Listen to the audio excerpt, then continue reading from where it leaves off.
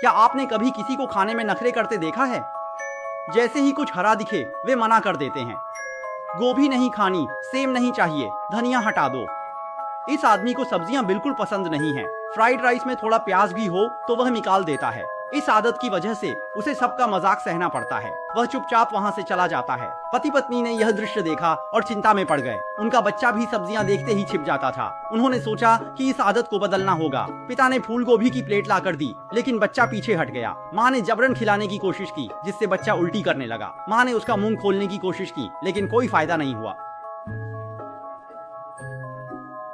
लड़का अब भी सब्जियां नहीं खाता। माँ गुस्से से चिल्लाने लगती है। पापा को एक उपाय सूझता है और वे बीफ नूडल्स की कटोरी लाते हैं। लड़का देखता है कि इसमें सब्जियां नहीं हैं, तो वह एक निवाला खा लेता है, लेकिन नीचे मूंग के अंकुरित बीज थे, जिसे देखकर उसे उल्टी जैसा महसूस होता है। पापा उसका मुंह बंद करके उसे निगलवा देते हैं। बाद में लड़के का मुंह छोटा हो गया, जिसे देखकर माँ चिंतित हो गई। पापा ने कहा, कोई चिंता की बात नहीं है।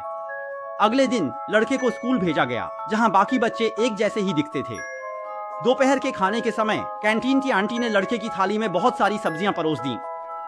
लड़का डर गया, लेकिन कैंटीन आंटी ने उसे जबरदस्ती खिलाया। लड़के ने सिर उठाया, जुबान गायब थी। माता पिता चिंतित हो गए। वे उसे डॉक्टर के पास ले गए। घर लौटकर तले हुए चावल बनाए।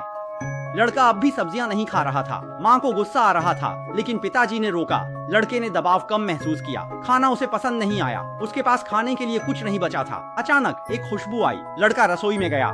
माँ के प्रोत्साहन से उसने मांस का सूप बनाया। उसकी आंखों में चमक थी। खाने की मेज पर सब्जियां और मांस दोनों थे।